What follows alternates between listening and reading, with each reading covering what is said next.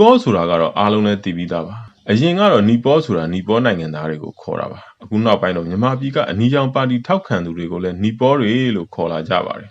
နီပေါ်လို့ခေါ်တာ3-4နှစ်တောင်ရှိနေပါပြီအနီပါတီဝင်အမတ်တွေကိုယ်တိုင်နီပေါ်ဆိုတဲ့စကားလုံးကိုတရားဝင်သုံးဆွဲလာတာလည်းတွေ့ရပါတယ်သူတို့ကဘာကြောင့်နီပေါ်ဖြစ်လာတာလဲစိတ်ဝင်စားဖို့ကောင်းပါတယ်အဓိကတော့မေမေအမြဲမှန်တယ်ဆိုတဲ့အယူဝါဒကိုလက်ခံထားပါတယ်မိဘချစ်သားသမီးတွေပေါ့လေ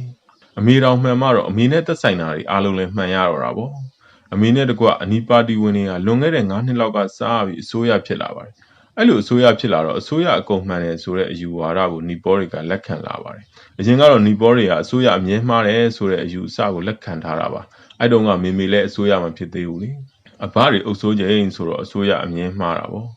အဘတွေအုပ်ချုပ်လို့တိုင်းပြည်မတိုးတက်တာတခိုးအစိုးရလူသက်အစိုးရဆိုပြီးအမြဲပြောလို့ရှိပါတယ်အစိုးရကိုစန္ဒပြသူတွေကိုလည်းအမြဲထောက်ခံကြတာပါစန္ဒပြတာတော့နည်းသေးတယ်လက်နက်ကင်ပြီးတော့တော်လန်တင်သေးတာဆိုပြီးပြောကြပါတယ်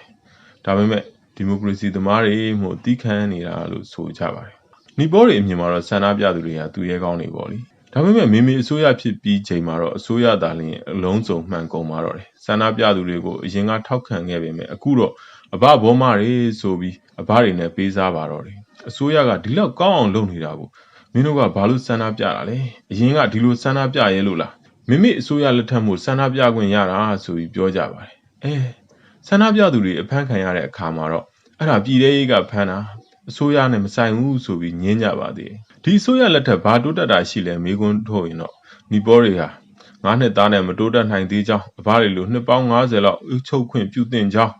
အခုအစိုးရကတခိုးအစိုးရမဟုတ်ကြောင်းပြန်ပြောကြပါတယ်ခိုးလို့ပြုတ်တဲ့လူပြုတ်ထောင်ကျတဲ့လူကျနေပြီဆိုတော့လေသူတို့ကအနီပါတီဝင်တွေမဟုတ်တော့ကြောင်းပုတ်လို့ကြွေတဲ့အသီးအတွက်အပင်မှာတာဝန်မရှိကြောင်းပြောကြပါသေးတယ်အခုကာလဆိုပို့ပြီးတော့ဆိုးပါတယ်ရွေးကောက်ပွဲကလည်းနီးပြီကာလကလည်းကိုဗစ်ကာလဆိုတော့ပြည်သူတွေလည်းခက်ခဲပါတယ်စေယုံစေကန်းတွေလည်းလူနာတွေကလည်းပြည့်နေပါတယ်ကိုဗစ်လူနာတွေကလည်းတအားများကွာရန်တင်းစင်တာတွေကလည်းလူတွေများဆိုတော့အဆင်မပြေတာလေးတွေရှိကြပါတယ်ဒါပေမဲ့မပြောရဲပါဘူးပြောရင်စိမ့်ဘောတွေကထောက်ခံကြပြီးနီဘောတွေကဝင်ဆဲကြပါတယ်ဒါတွေမကပေါ့အဲ့လိုပါပဲအစင်မပြေချောင်းပြောလိုက်ရင်နီဘောတွေကမကျင်တတ်ပါဘူးအစိုးရကိုအသုံးမကျဘူးပြောတာလားဆိုပြီးတော့ဆဲကြနီဘောတွေကမေမေသားတယ်လို့ယုံကြည်ပါတယ်စိတ်တိုင်းပြည်မတိုးတက်တာဟာအဲ့လိုတစ်ဖက်ပိတ်တွေကအမှန်မပြောရအောင်လုပ်နေကြလို့ပါပဲဒါကြောင့်မို့ပြည်သူတွေနေနဲ့အဲ့လိုတစ်ဖက်ပိတ် lobby အလိုတော်ကြီးတွေကိုပြက်ပြက်သားသားရှင်းလင်းမှုအချိန်တန်ပါပြီ